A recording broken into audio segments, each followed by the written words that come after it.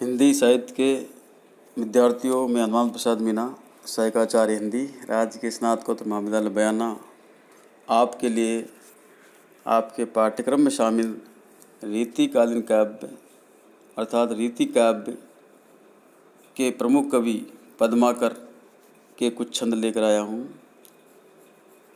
उनका जो छंद है वो ब्रजभाषा में है और कवित छंद है, और उनके यहाँ पर हम दो छंदों की सह प्रसंग व्याख्या करेंगे, उसकी चर्चा करेंगे।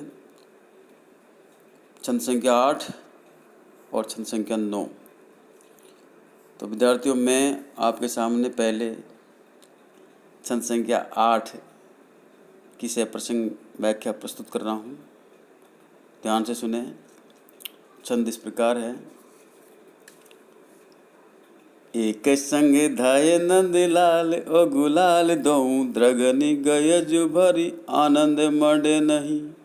धोई धोई हरि पद मा करती हरि सो, अब तो उपाय को चित्त पे चढ़े नहीं। कैसी करो कहाँ जाऊँ कासो कहूँ कौन सुने, कहूँ तो निकसो जासो दर्द बड़े नहीं। एरी मेरो वीर जैसे तैसे इन आँखिन ते, कड़ी गयो अबीर पे अहीर तो कड़े नहीं। विद्यार्थियों, प्रस्तुत पद्यांश कवि पद्माकर द्वारा रचित है और इसमें कृष्ण और गोपी का प्रेम वर्णन किया गया है। कोई गोपी फाग खेलते समय श्री कृष्ण के प्रति अपनी प्रेमासक्ति को लेकर अपनी सखी से उस प्रेम की व्यवस्था और व्याकुलता को प्रकट करती हुई कहती है, उसका वर्णन करती है। कवि पद्माकर वर्णन करते हैं कि नंदलाल श्री कृष्ण बड़े तेजी से आए और उन्होंने उसी फुर्ती से गुलाल फेंका, अर्थात श्री कृष्ण और गुलाल दोनों मानो एक साथ तेजी से आकर उस गोपी की आंखों में घुस गए। एक संग धाये नंद लाल ओ गुलाल दोऊ, द्रगनी गए जुभरी आनंद मडे नहीं। श्री कृष्ण की तो प्रेम छवि गोपी की आंखों में घुस गई, तो उस पर तेजी से फेंका गया गुलाल भी आंखों में घुस गया। इससे उसके नेत्रों में जो आनंद भरा, उस उमड़े हुए आनंद को अब दबाया नहीं जा सकता। भरी आनंद मडे नहीं, अर्थात उसको दबाने से वो दबता नहीं। मडे नहीं का मतलब ढका नहीं रह सकता, अर्थात दबा नहीं रह सकता। आगे कवि वर्णन करते हुए कहते हैं कि धोई धोई हरि पद मा करती हरि सोहो, अब तो उपाय को चित्त पे चढ़े नहीं। कवि पद्माकर के वर्णन नानुसार वह गोपी अपनी सखी से कहती है कि हे सखी, मैं आँखों से धो धो कर हार गई हूँ, तुम्हारी सौगंध है। तिहारी सो यानी तुम्हारी सौगंध है, मैं सत्य कह रही हूँ, तुम्हारी सौगंध खाकर कह रही हूँ, मैं कहती हूँ कि अब तो एक भी उपाय मेरे चित्त पर चढ़ नहीं सकता। अब तो उपाय एको चित्त पे चढ़े नहीं, अर्थात इस प्रेम रंग को नहीं उतार सकता, यह प्रेम रंग अब उतर नहीं सकता। अब मैं क्या करूं, कहाँ जाऊं, किससे कहूं, कैसी करूं, कहाँ जाऊं, कासो कहूं, कौन सुने, और मेरी वेदना को कौन सुनेगा। कहूँ तो निकासो जासो दर्द बढ़े नहीं, अरे कोई तो मेरी आंखों में पड़े गुलाल को निकालो, निकासो नहीं निकालो, जिससे मेरी आंखों में ज़्यादा दर्द बढ़े नहीं। जासो दर्द बढ़े नहीं, दर्द यानी पीड़ा, कष्ट। एरी मेरो वीर जैसे तैसे इन आँखिन ते, कड़ी गयो वीर पे अहीर तो कड़े नहीं। वह गोपी कहती है कि हे प्रिय सखी, जैसे तैसे कोशिश करने पर मेरी आँखों से अबीर को बाहर निकाल दिया है, गुलाल को बाहर निकाल दिया है, परंतु नेत्रों में जा बसा श्री कृष्ण अब नहीं निकल रहा है। हे सखी, वीर यानी सखी, वो अपनी सखी से कहती है नायिका गोपिका कि कड़ी को अबीर, अबीर तो निकल गया, गुलाल तो निकल गया पे, परंतु अहीर तो कड़े नहीं। अहीर यानी श्री कृष्ण अब नहीं निकल रहा है, अर्थात प्रिय कृष्ण की रूप छवि आंखों में बस गई है, चित्त में प्रेमाशक्ति बढ़ती जा रही है, अब इससे छुटकारा पाना संभव नहीं है। तो विद्यार्थियों, ये था पद्माकर का 8वां छंद, जिसकी से प्रसंग प्रस्तुति की। गुलाल पढ़ने तथा शिक्षण की सुपाशुक्ति होने का वर्णन अति भावपूर्ण हुआ है। इस पद में गोपी प्रेम व्यंजना हुई है।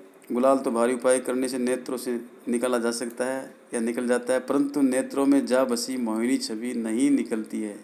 यही गोपी की व्यवस्था है एवं प्रेम वेदना है।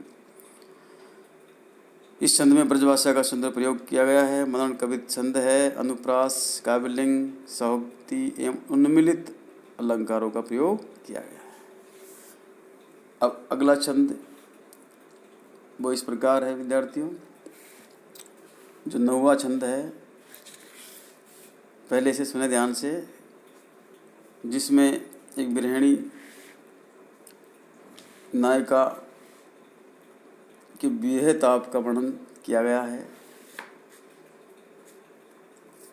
दूर ही ते देखती बिथा में बाबी योगिनी की, आए भले भाजी इहाँ इलाज मंडी आवेगी। कहे पदे माकर सुना हो घन श्याम, जाई चेतत कहूँ जो एक आही कड़े आवेगी। सर सरी तान को न सुखत लगेगी देर, एति कछु जुलमिनी ज्वाल बड़ी आवेगी। ताके तन ताप की कहो मैं कहा बात, मेरे गात ही छुओ तो तुम्हें ताप चढ़ आवेगी। प्रस्तुत पद्यांश या अवतरण कवि पद्माकर द्वारा रचित है और इसमें भी प्रेम का वर्णन, प्रेम की वेदना का वर्णन किया गया है। किसी गृहिणी या वियोगिनी नायिका के विरह ताप का इतना बड़ा वर्णन किया गया है कि उससे नदी, तालाब भी सूख सकते हैं। इसमें कवि ने विरह संताप का चमत्कारी वर्णन किया। कवि पद्माकर जी कहते हैं कि कोई सखी या दूती कहती है कि उस वियोगिनी नायिका की विरह व्यथा को दूर से ही देखकर मैं भागकर यहाँ आई। दूर ही ते देखती बिथा में वियोगिनी की, आए भले भाजी या इलाज मंडी आवेगी। उस वियोगिनी नायिका की विरह व्यथा को दूर से देखकर मैं भागकर यहाँ आई हूँ। यहाँ यानी यहाँ, ये मैंने उचित ही किया है,